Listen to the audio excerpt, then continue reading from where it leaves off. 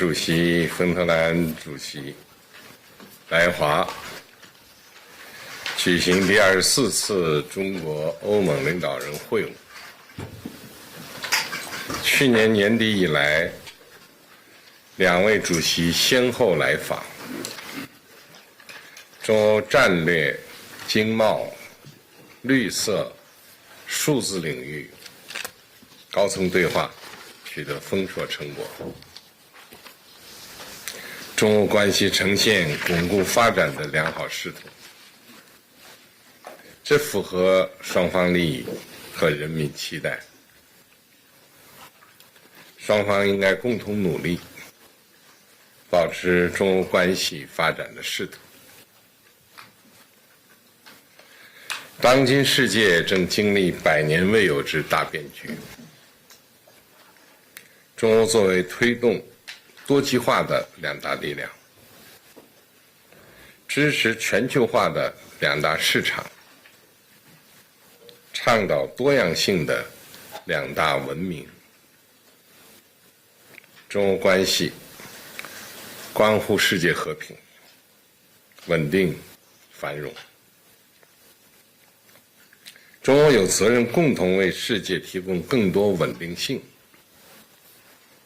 为发展提供更多推动力，为全球治理提供更多引领和支持。今年是中国同欧盟建立全面战略伙伴关系20周年。站在中欧关系新起点，我们要总结历史经验，把握世界大势，展现智慧担当，坚持全面战略伙伴关系正确定位。中欧要做互利合作的伙伴，不断增强政治互信，凝聚战略共识，夯实利益纽带，排除各种干扰，加强对话和合作，造福双方人民。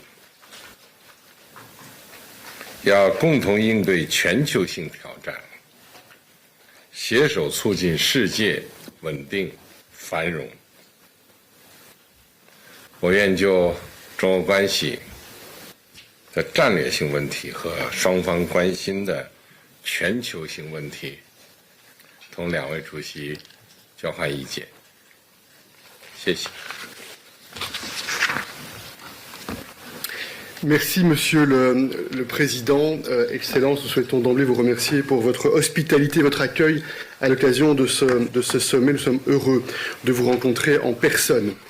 Comme vous l'avez évoqué, ces derniers mois, l'Union européenne et la Chine ont relancé un certain nombre de dialogues de haut niveau sur des sujets importants, comme les questions liées au développement économique, les questions liées au climat et encore les questions liées aux droits de l'homme.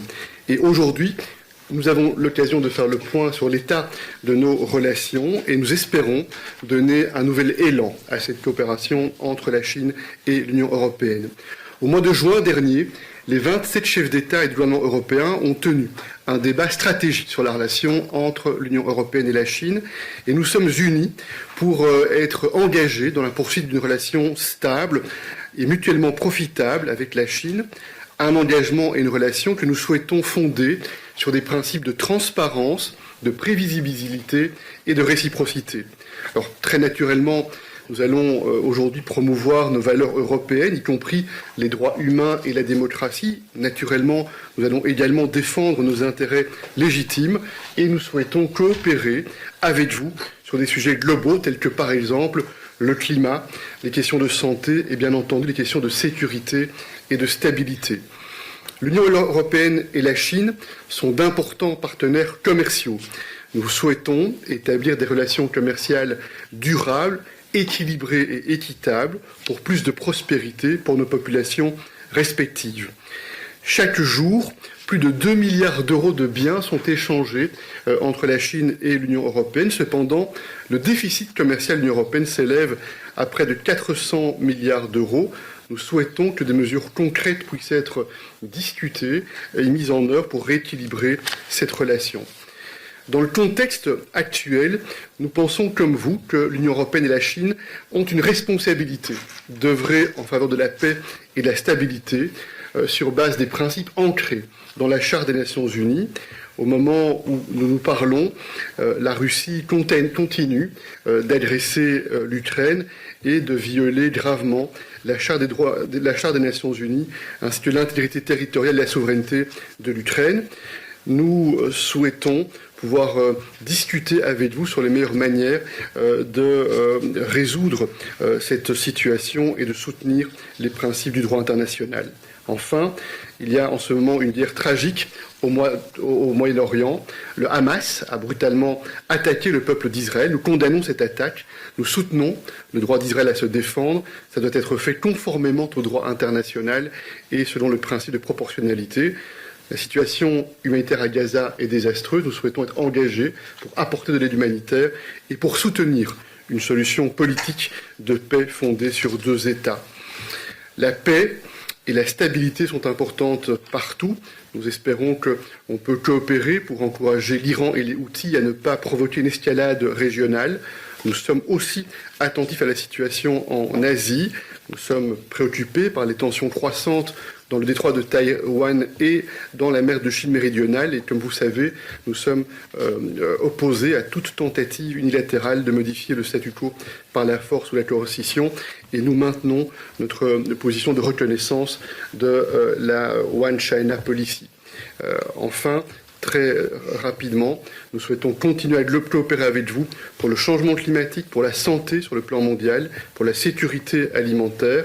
La relation entre l'Union européenne et la Chine est une relation large et mature. Nous souhaitons faire preuve de franchise, de transparence, de respect.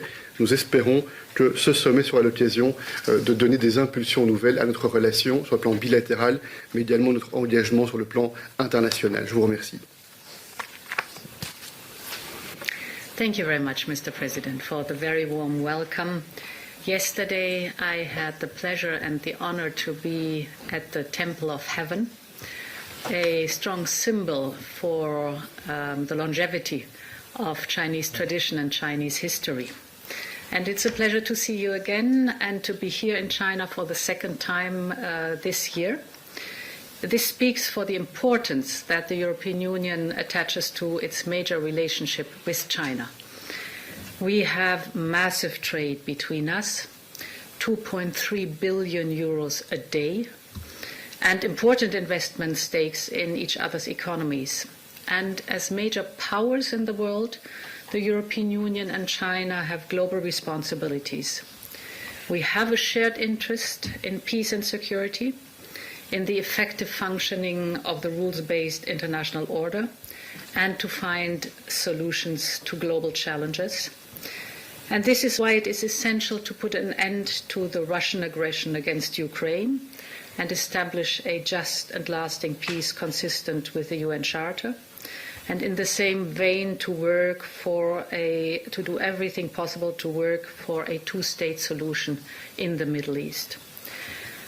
How we can manage our relationship and the significant economic and geopolitical common interests we do have matters to both the European Union and China, because it has a direct impact on the prosperity and security of our people.